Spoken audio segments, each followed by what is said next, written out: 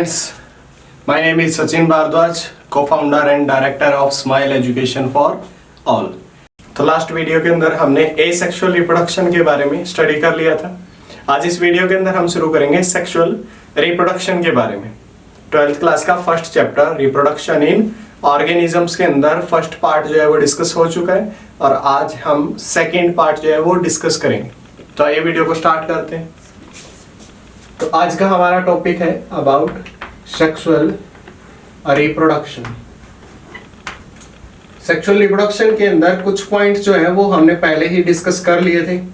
जैसे sexual reproduction के अंदर 2 पेरेंट्स इन्वॉल्व होते हैं, one is male and second one is female. कितने पेरेंट्स इन्वॉल्व होते हैं? 2 parents, one is male and second one is female.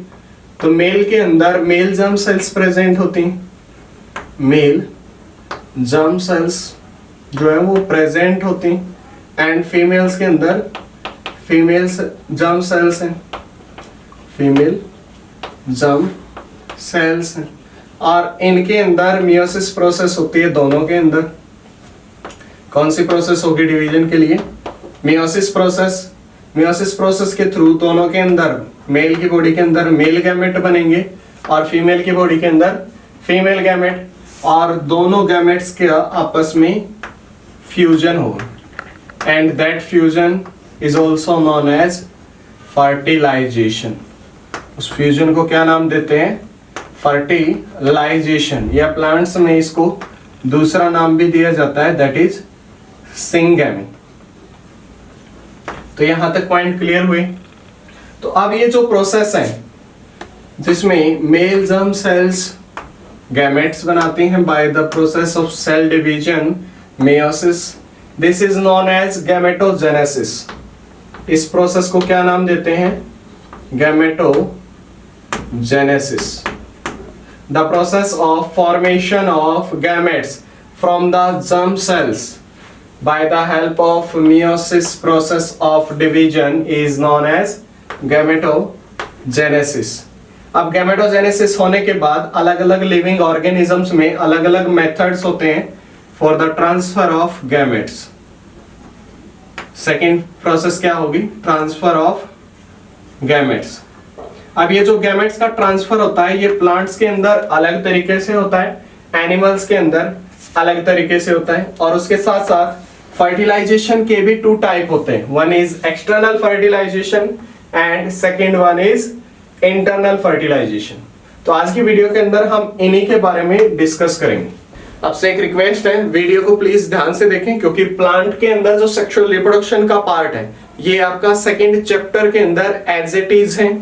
कुछ पॉइंट जो है वो डिफरेंट है, वो हम सेकेंड चैप्टर के अंदर डिस्कस कर लेंगे, लेकिन जो कॉमन पॉइंट है वो हम यहाँ डिस्कस करेंगे, तो वहां हमारे लिए समझना और ज्यादा इजी हो जाएगा।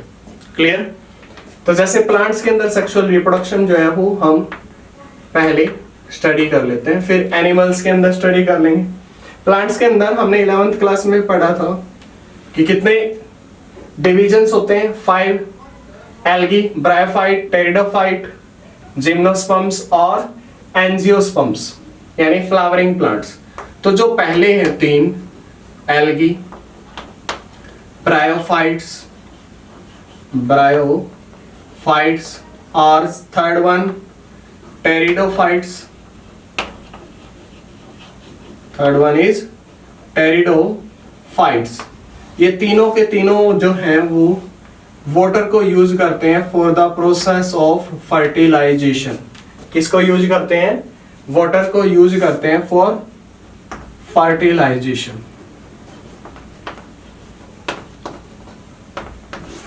क्लियर? लेकिन जो जिम्नोस्पर्म्स होते हैं, जिम्नोस्पर्म्स हैं और एंजियोस्पर्म्स हैं। अब क्योंकि जिम्नोस्पर्म और एंजियोस्पर्म्स दोनों के दोनों फेनरोगेम्स में आते हैं, यानी ऐसे प्लांट्स हैं जिनके अंदर सीड की जो प्रोसेस है, सीड फॉर्मेशन की प्रोसेस जो है वो स्टार्ट हो गई थी, तो ये सीड्स को यूज करते हैं for the process of reproduction. यानी मेल की बॉडी के अंदर गैमेट्स बनते हैं, फीमेल की बॉडी के अंदर गैमेट्स बनते हैं, दोनों में फ्यूजन होता है, फ्यूजन यानी फर्टिलाइजेशन होता है, और फ्रूट की फॉर्मेशन होती है ओवरी के थ्रू। सीड्स की फॉर्मेशन होती है ओव्यूल के अंदर। तो द प्रोसेस, ऐसी प्रोसेस जिसके अंदर the process of transfer, the process of transfer of male gametes या फिर उसको पोलन ग्रेन्स भी नाम देते हैं, pollen grains from male part to the female part, this process is known as, इस प्रोसेस को क्या नाम देंगे? पॉलिनेशन। क्या नाम देंगे इस प्रोसेस को? Pollination. What do you mean by pollination? The process of transfer of male gamete pollen grains from the male part, जिसको एंड्रोसियम भी नाम देते हैं, टू द फीमेल पार्ट, जिसको गाइनोसियम भी नाम देते हैं, and this is known as pollination. अब पॉलिनेशन भी टू टाइप का होता है, सेल्फ पॉलिनेशन और क्रॉस पॉलिनेशन, जो हम sexual reproduction in flowering plants के अंदर स्टडी करेंगे। तो यहां तक बात आप लोगों को समझ में आई कि एल्गी और ब्रायोफाइट्स और टेरिडोफाइट्स के अंदर वाटर की रिक्वायरमेंट होती है for the process of pollination, fertilization. लेकिन जो जिम्नोस्पर्म्स होते हैं और एंजियोस्पर्म्स होते हैं, उनके अंदर कुछ फैक्टर्स के थ्रू गैमेट्स का ट्रांसफर होता है। दैट फैक्टर्स में भी बायोटिक और एबायोटिक्स। तो उस प्रोसेस को जिसमें ट्रांसफर होता है गैमेट्स का, उसको क्या नाम देते हैं? पॉलिनेशन। क्लियर? तो प्लांट्स के अंदर हमने तीन टाइप के प्लांट्स के बारे में, तीन टाइप की स्पीसीज के बारे में जो पहले स्टडी कर लिया। First one is annuals. Annual ऐसे प्लांट जो अपनी लाइफ साइकिल को एक ही सीजन के अंदर कंप्लीट कर लेते हैं। Second one is biennials plant. ऐसे प्लांट जो अपनी लाइफ साइकिल को दो से ज्यादा सीजन्स में कंप्लीट करते हैं, दो सीजन्स में कंप्लीट करते हैं, वो है बाइनियल प्लांट्स। और third one is perennials plant. ऐसे प्लांट्स जो अपनी लाइफ साइकिल को कितने सीजन्स में कंप्लीट करते हैं? More than 2 seasons, known as perennials plant. तो हमने तीन फेजेस के बारे में पढ़ा था जो सेक्सुअल रिप्रोडक्शन ऑर्गेनिजम्स के अंदर प्रेजेंट होते हैं। First one is vegetative phase, second one reproductive phase, second one is reproductive phase and third one is ageing, या इसी को सेनिसेंस फेज भी बोलते हैं। क्लियर? तो एनुअल और बाइनियल प्लांट्स में ये तीनों फेजेस को क्लियरली डिफरेंशिएट किया जा सकता है, लेकिन जो पेरेनियल प्लांट होते हैं उनमें ये तीनों फेज को क्लियरली डिफरेंशिएट नहीं किया जा सकता। कैसे? कि उनके अंदर एक बार फ्लावर्स आएंगे, फ्लावर जो है वो खत्म हो जाएंगे, फ्रूट्स की फॉर्मेशन होगी एक पार्टिकुलर सीजन के दौरान, फ्रूट्स फिर से झड़ जाएंगे, नेक्स्ट सीजन के अंदर दोबारा से फ्रूट्स आएंगे यानी फ्लावरिंग होगा। तो इस वजह से उनके अंदर रिप्रोडक्टिव फेज, एजिंग और वेजिटेटिव फेज को क्लियरली डिफरेंशिएट नहीं किया जा सकता, क्योंकि इंटर फ्लावरिंग पीरियड में के अंदर भी वेजिटेटिव फेज ही कंसीडर किया जाता है। क्लियर? तो इसके अंदर हम इनको डिफरेंशिएट नहीं कर सकते। जैसे एनसीईआरटी ने कुछ एग्जांपल्स दिए, स्ट्रोबिलिंथस कुंथियाना, जिसको नीलाकुंजी भी बोला है। स्ट्रोबिलिंथस कुंथियाना जो है वो एक ऐसा प्लांट है जो फ्लावरिंग शो करता है कितने साल के बाद? 12 इयर्स के अंदर। लास्ट जो फ्लावरिंग हुई थी एनसीईआरटी के अकॉर्डिंग सितंबर अक्टूबर 2006 के अंदर हुई थी, लेकिन यदि इसको कंसीडर करें तो 12 इयर्स यानी 2018 के अंदर भी फ्लावरिंग हुई थी, और अब फ्लावरिंग कब होगी? 2030 के अंदर। क्लियर? तो हर 12 साल के बाद एक बार फ्लावरिंग शो करता है ये। और एक और एग्जांपल दे रखा है जैसे बेम्बो स्पीसीज का, वो अपनी लाइफ साइकिल के अंदर सिर्फ एक ही बार फ्लावरिंग शो करते हैं। 50 इयर्स की जो उनकी लाइफ स्पैन होती है उनके अंदर 50 ईयर्स के बाद वो सिर्फ एक ही बार फ्लावरिंग शो करते हैं, उसके बाद एजिंग फेज जो उनके अंदर स्टार्ट हो जाता है। तो ये कुछ जो है एनसीईआरटी ने मेंशन कर रखे हैं। तो ये तो था कुछ points about sexual reproduction in plants. अब देख लेते हैं कुछ पॉइंट्स, यानी जो फेज है प्री फर्टिलाइजेशन, फर्टिलाइजेशन से पहले प्लांट्स में क्या क्या होता है, और अभी एनिमल्स के अंदर स्टडी कर लेते हैं। तो अब एनिमल्स के बारे में डिस्कस करते हैं। एनिमल्स के अंदर जो एनिमल किंगडम है उसके अंदर हमने एक क्लास के बारे में सीखा था, दैट इज मैमेलिया क्लास। कौन सी क्लास? Mammalia class. तो जो मैमेलिया क्लास है इनके अंदर, किंगडम एनिमेलिया के अंदर, वहां 2 टाइप के ऑर्गेनिजम्स हैं। First one is non primates और second one is primates. Clear? अब नॉन प्राइमेट्स एग्जांपल जैसे काउ। नॉन प्राइमेट्स के अंदर जैसे एग बनता है, टूट जाता है, तो ये एक कंप्लीट साइकिल चलती है। यदि फर्टिलाइजेशन नहीं होता तो एग का ब्रेकेज हो जाता है, फर्टिलाइजेशन नहीं होगी तो एग का ब्रेकेज हो जाएगा, and that cycle is known as oestrus cycle. उस साइकिल को क्या नाम देते हैं? Oestrus cycle. नॉन प्राइमेट्स के अंदर कौन सी साइकिल चलती है? Oestrus cycle. जबकि जो प्राइमेट्स होते हैं, एग्जांपल जैसे ह्यूमंस, ह्यूमंस के अंदर या मंकी, एप्स के अंदर कौन सी प्रोसेस चलती है? मेंस्ट्रुएशनल साइकिल।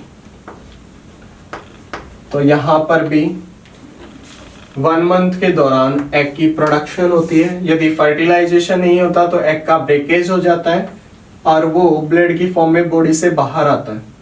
तो जिस टाइम पीरियड के दौरान वो बाहर आता है, that is known as menstrual phase. उस फेज को क्या नाम देते हैं? Menstrual phase. और ऐसे ही स्ट्रेस फेज। अब दोनों में डिफरेंस क्या होता है? नॉन प्राइमेट्स के अंदर फर्टिलाइजेशन इसी फेज के दौरान हो सकता है, लेकिन प्राइमेट्स के अंदर इस फेज के दौरान एग ओवरी के अंदर प्रेजेंट नहीं होता। एग जो है वो रिप्रोडक्टिव सिस्टम के अंदर, फीमेल रिप्रोडक्टिव सिस्टम में प्रेजेंट नहीं होता। तो यहाँ फर्टिलाइजेशन भी इस फेज के दौरान नहीं हो सकता। क्लियर? तो दोनों में डिफरेंस समझ में आ गया। नेक्स्ट पॉइंट डिस्कस कर लेते हैं।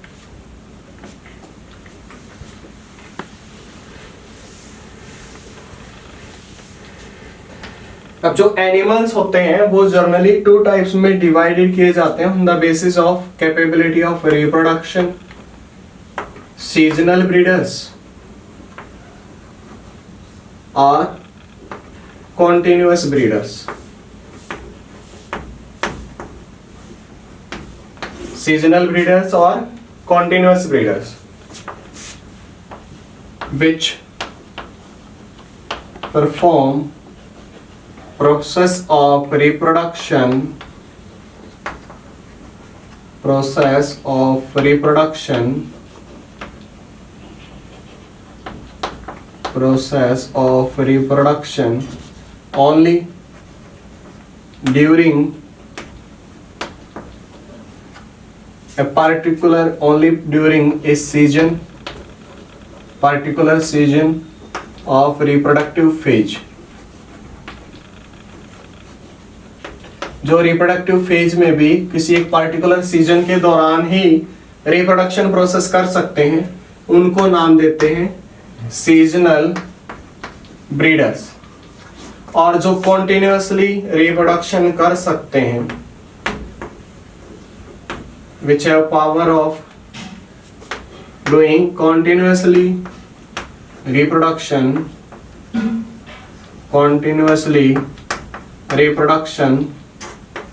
throughout reproductive phase, throughout their reproductive phase, this is known as continuous breeders। तो दोनों के बीच में डिफरेंस समझ में आ गया। ऐसे ऑर्गेनिजम्स जो रिप्रोडक्शन प्रोसेस कर सकते हैं सिर्फ एक पार्टिकुलर सीजन के दौरान उनकी रिप्रोडक्टिव फेज की, तो उनको नाम देते हैं सीजनल ब्रीडर्स। और जो थ्रू आउट जो है रिप्रोडक्टिव फेज रिप्रोडक्शन कर सकते हैं उनको नाम देते हैं कॉन्टिन्यूअस ब्रीडर्स। आई होप यहां तक आप लोगों को समझ में आ गया होगा। यदि समझ में आया तो वीडियो को लाइक करें, अपने दोस्तों के साथ शेयर करें और चैनल को सब्सक्राइब करना ना भूलें। Thank you.